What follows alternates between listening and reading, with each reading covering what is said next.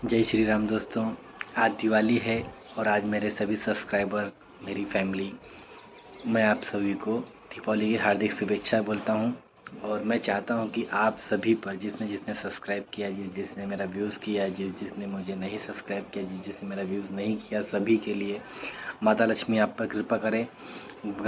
श्री गणेश जी आपको बुद्धि प्रदान करें और आप मस्त रहें, स्वस्थ रहें, यही बोलना चाहूँगा। और अब चलता हूँ एक टॉपिक पे, छोटी सी कहानी। हनुमान जी की पूजा कहाँ नहीं होती है, किस गांव में नहीं होती और किस कारण से नहीं होती है, तो चलते हैं। पहले मेरे चैनल का नाम है हनुमान जी सनातन मिस्ट्री, और मैं यहाँ पे केवल हनुमान जी, केवल भगवान और केवल ही भगवान के बारे में बात करता हूँ। बाकी किसी टॉपिक पे बात नहीं करूँगा और मैं आपको ज़्यादा समय ख़राब करूँगा। तो एक समय की बात है जब लक्ष्मण जी को मेघनाथ जी ने अस्त्र मारा था, मूर्छित किया था। हनुमान जी ने लंका जाकर वैद्य सुषेण वैद्य को लाया था। और जहाँ तक मुझे पता है, जैसे मैंने स्टोरी सुनी है, मेरे फैमिली मेम्बर्स ने बताया है, और जहाँ तक हो सके कि हम ज़्यादातर नॉर्मली गरुड़ पुराण या फिर रामायण या अधिकतर वो में ज़्यादा इंटरेस्ट रखते हैं, इसलिए मैं भगवान की बात करता हूँ।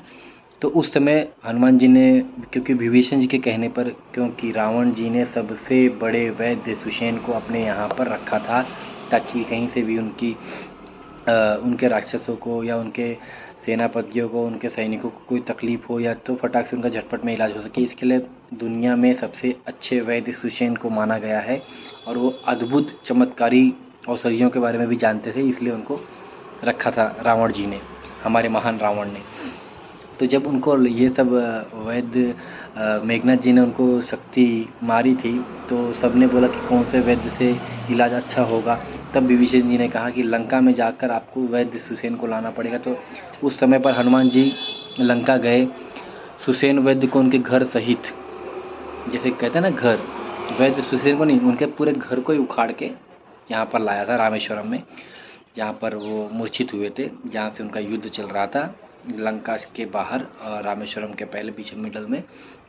तो उन्होंने कहा कि इनको अगर बचाना है तो सुबह के, मतलब मॉर्निंग का समय था, रात के समय में वो उनको मूर्छा ही लगी थी, क्योंकि लड़ाई का जो भी समय डिक्लेयर होता था, सूर्य अस्त के बाद कोई लड़ाई नहीं करता था, सब अपने अपने वहाँ पे स्थगित होता था, क्योंकि वो नियम था पहले का। आपका तो पता नहीं, अब तो रात बिरात कभी भी मारा मारी पटाखा पटकी चालू हो जाता है। तो उन्होंने कहा था कि सुबह के पहले आपको संजीवनी बूटी लानी है। तो प्रभु श्री राम का आशीर्वाद लेकर हनुमान जी बढ़ चले औषधि लाने के लिए, लेकिन जल्दी जल्दी घाई घाई में उन्होंने ये नहीं बताया कि आप वैद्य सुषेण जी ने ये हनुमान जी को ये बताना भूल गए कि आप पहचानोगे कैसे, जड़ी बूटियों को पहचानोगे कैसे। इसकी वजह से वो घाई घाई में चले गए। वो ये सब उन्हें बाद में पता चला कि मैंने उनको भेज तो दिया है, पर वो सुषेण वैद्य का कहना था कि मैंने उन्हें भेज तो दिया है, पर वो जड़ी बूटी को, संजीवनी बूटी को पहचानेंगे कैसे, क्योंकि वो कलर की उन्हीं को पता था, क्योंकि वो महान वैद्य और पूरे दुनिया में नंबर 1 वैद्य, जिनको संजीवनी वगैरह की जानकारी है, तो उनके सिवा कौन बता पाएगा। फिर भी वो उनकी बात को अनसुना करके वो चले गए, और वहाँ पे वो पहुँच गए द्रोणगिरी पर्वत। द्रोणगिरी आज के समय में एक गांव है उत्तराखंड में, वहाँ से इन्होंने ये संजीवनी बूटी लाई थी। और उसके पीछे की स्टोरी यही है कि आज के समय में वहाँ पर हनुमान जी की पूजा को निषेध मानते हैं, वहाँ कोई हनुमान जी की पूजा नहीं करता है। उत्तराखंड में गांव है द्रोणगिरी। तो वहाँ से उन्होंने पहुँच तो गए, सारी पहाड़ जड़ी बूटियों से मस्त है, लैस है एकदम, कहीं ये इसकी जड़ी किटी, कहीं उसकी जूटी, कहीं उसकी बूटी, कहीं उसकी बूटी, कहीं उसकी। हनुमान जी ने उनसे आग्रह किया कि हे देवता, पहाड़ देवता या फिर वैद्य के देवता या फिर संजीवनी माता या फिर किसी भी तरह का अनुग्रह करके। हनुमान जी का एक विनम्र स्वभाव यह था कि उनके पास भले कितनी ही बल बुद्धि थी, पर वो अनुग्रह करके हर चीज़ लेते थे। उन्होंने कहा कि आप इसमें से ढूंढ लीजिए और आप लेके चले जाइए, पहाड़ ने कहा। तो उस समय एक महिला वहाँ पे मिली थी। महिला ने कहा कि अगर आपको संजीवनी चाहिए तो आप इस क्षेत्र में ना जाकर उस क्षेत्र में जाइएगा, जो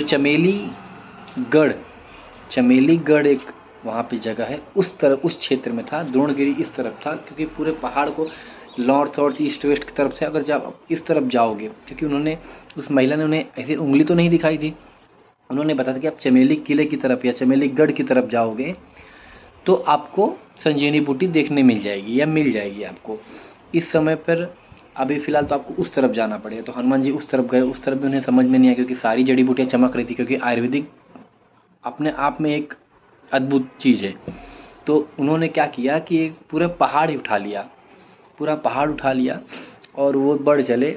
उस समय में मात्र उनको क्षण भर के लिए थोड़ा सा ये हो गया था कि हनुमान जी को कि मैं और केवल मैं ही हूँ जो हनुमान श्री राम जी के काज में कौन सा काज सकल भय आजो।